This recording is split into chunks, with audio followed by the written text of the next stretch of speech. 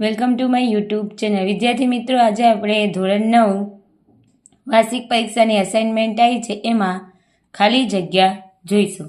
પહેલી કીધી છે 1/17. તમે ભાગાકાર કરો તો દશાંશ અભિવ્યક્તિમાં પુનરાવર્તિત અંકોની સંખ્યા વધુમાં વધુ કેટલી હોય તો આવશે 17 - 1, એટલે કેટલું થશે? 16 થાય. ભાગાકાર કરીને તમને જોવાનું કઈ 16મી સંખ્યાએ પાછું ફરીથી બીજી સંખ્યાનું પુનરાવર્તન થશે. બીજું છે -વર્ગમૂળમાં 16 એ ખાલી જગ્યા સંખ્યા છે. વર્ગમૂળમાં 16 એ માઇનસના માઇનસ અને 4. 16નું વર્ગમૂળ 4 નીકળે એટલે કઈ સંખ્યા આવશે? પૂર્ણાંક સંખ્યા આવશે. ત્રીજું છે a બરાબર 2 અને b બરાબર 3. તો ab ને ba, તો કયું મોટું છે? તો 2/3 મોટી કે 3/2? તો 3/2 મોટી આવે. ચોથું છે 47/15નું દશાંશ સ્વરૂપ ખાલી જગ્યા પ્રકારનું છે. તો ભાગાકાર કરીએ. ભાગ ના ચાલે, પોઈન્ટ લઈ અહીંયા 0 ઉતારો, અહીંયા પોઈન્ટ. 5 × 9 = 45. 2 0 ઉતાર્યો, ફરીથી 5 × 4 = 20. એટલે અહીંયા શાંત થઈ ગયું ને. હવે આગળ ભાગ ચાલશે નહીં. 0.94 જવાબ આવ્યો, એટલે શાંત પ્રકારનું છે. હવે જોઈએ પાંચમું. વર્ગમૂળમાં 25, 144 અને અહીંયા 1 મિશ્ર અપૂર્ણાંક છે. 144 એકા 144, એમાં 25 પ્લસ કરીશું તો 169 છેદમાં 144. 169નું વર્ગમૂળ 13, 144નું 12.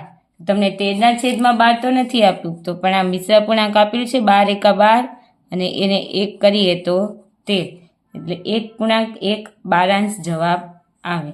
હવે જોઈએ એમાં પ્રકરણ નંબર 3. આ ચેપ્ટર 1 હતું. હવે જોઈએ ચેપ્ટર નંબર 3. શું કીધું છે? બિંદુ -3 અને -2 x અક્ષથી અને y અક્ષથી લંબ અંતરનો સરવાળો શોધો. તો લંબ અંતરનો સરવાળો માનાંકમાં લઈએ 3 અને 2. હવે આ બંનેનો સરવાળો કરીએ. 3 + 2 એટલે કેટલું આવે? 5 આવે. બીજું, x અક્ષ તથા y અક્ષને છેદ બિંદુ, જ્યાં બે છેદે ત્યાં એને શું કહેવામાં આવે? ઉગમ બિંદુ કહેવામાં આવે છે. હવે ત્રીજું છે તૃતીય ચરણમાં આવેલા બિંદુના યામ ખાલી જગ્યા સંખ્યા હોય. પ્રથમ ચરણમાં બંને ધન હોય. ત્રીજું, પ્રથમ ચરણમાં બંને ધન હોય. આમાં x યામ માઇનસ હોય, y યામ પ્લસ હોય. તૃતીય ચરણમાં બંને યામ માઇનસ હોય.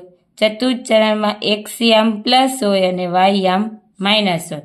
તો તમારે કીધું આ તૃતીય ચરણમાં y યામ તો કેવું હોય? ઋણ હોય. એટલે શું જવાબ આવશે? ઋણ. હવે કીધું છે x ડેશ o અને y ડેશ. હવે જો આ x થયું, આ x ડેશ થયું, આ y થયું અને આ y ડેશ થયું. આમ હોય ને, x ડેશ, y અને y ડેશ અને આ o. તો હવે તમને કીધું છે x ડેશ, o અને આ y ડેશ. તો આ કયું ચરણ થયું? તો આ તૃતીય ચરણ થયું. આ દ્વિતીય છે, આ પ્રથમ છે ને આ ચતુર્થ છે. તો કયા ચરણમાં છે? તૃતીય ચરણમાં આવશે ચોથાનો જવાબ. પછી કીધું છે પાંચમું તમારે કે x કેટલા છે? 3 અને 5 અને y બરાબર -4 અને 5 ને જોડતી રેખા ખાલી જગ્યા અક્ષને સમાંતર હોય. તો આમાં જો y બંનેના સરખા આપેલા હોય તો કોના અક્ષને સમાંતર હોય?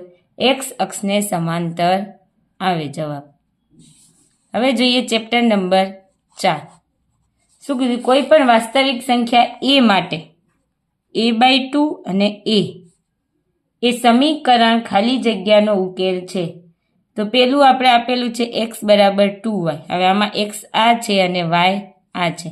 તો xની જગ્યાએ આપણે a બરાબર 2y લઈએ તો y બરાબર 2y થાય નહીં, કેમ કે y બરાબર 2a થાય. તો આ ઓપ્શન નથી. બીજું છે y બરાબર 2x. હવે y કેટલું આવે? a અને 2, x કેટલું છે?